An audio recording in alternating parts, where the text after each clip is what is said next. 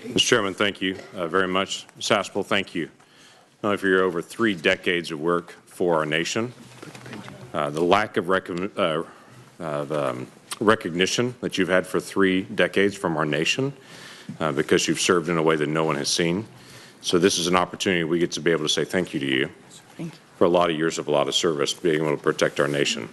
It's also pretty remarkable in some of the dialogue today as I go through the very long list of people that have recommended you and that are both Republican and Democrat, and to be able to see the reports that have been written by the inspectors general about you, about previous DOJ about you, that have cleared you of any concerns and that have reaffirmed you. And whether it is President Obama's Director of the CIA, John Brennan, or whether it's Jim Clapper, Director of National Intelligence for President Obama, Henry Kissinger, John McLaughlin, Mike Morrell, Mike Mukasey, John Negroponte, Leon Panetta, George Tenet, the list goes on of people that have looked at your record and that have examined it and said you'd be a qualified leader for that.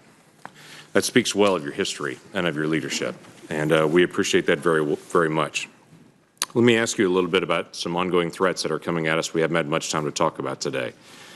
Let's talk about the very serious counter-narcotics threat that's coming at us in some of the changing situations that's happening in our hemisphere, dealing with drug trafficking organizations and international drug trafficking in particular. What do you sense is a role the CIA should have in the ongoing work to be able to do counter-narcotics work in our hemisphere? Senator, thank you very much for that question. And you've been a big supporter of CIA's counter-narcotics work. But when I returned from my overseas posting in early 2017, I was frankly shocked at what I saw was happening in our country, particularly in places like my home state of Kentucky, where there's a real crisis. But I think the number is 63,000 Americans we lost last year. We're losing 115 Americans a day. That seems to me to be an extraordinary crisis for our country. I would like to talk about this, if we could, some this afternoon. But as you know, CIA does have a fairly modest program to try and stop the flow of drugs from coming across our southern border: heroin, cocaine, and fentanyl. We work very closely in Central America and Latin America to try and stop that flow.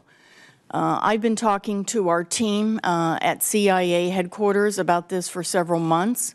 I've asked them to come up with some options to grow that program. We have extraordinary support for that program on this committee. But I think in light of the fact that we're losing 115 Americans a day, that we're losing almost a generation in some places, that we have to do more.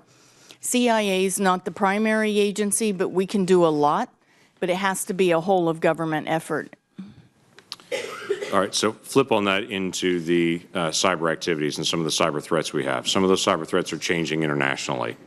There were criminal gangs in other countries that were trying to steal credit cards, steal information, and to be able to sell that out there. Now there are some governments that are using the criminal gangs in their own country, and they become this strange hybrid that's out there between a criminal gang sometimes and a government entity at other times. And we're very dependent on trying to be able to identify where these threats are coming from and who those threats are coming from. What is needed with CIA, and what do you anticipate would be the need to be able to help our nation be able to determine who the threats are and where they're coming from? Senator, you're quite right that it's a growing threat, and it's another area where you have to have a whole of government effort. And it's a very murky world, as you point out. But China, Russia, Iran, and North Korea have very aggressive offensive cyber programs, both to steal secrets, but also in some cases to earn illicit money. CIA can probably make the biggest contribution in collection about these other countries' activities and various groups' activities so that we can inform the U.S. government agencies that have to mount our defense. And everyone in the U.S. government has been struggling, as all Western governments are, on what is the most effective way to organize yourself for cyber defense. We're still working on that, but CIA has a big role. It's another area that I'd like to amplify on a bit this afternoon if I have the opportunity. I will look forward to that. I yield back. Senator Manchin. Ms. Haspel.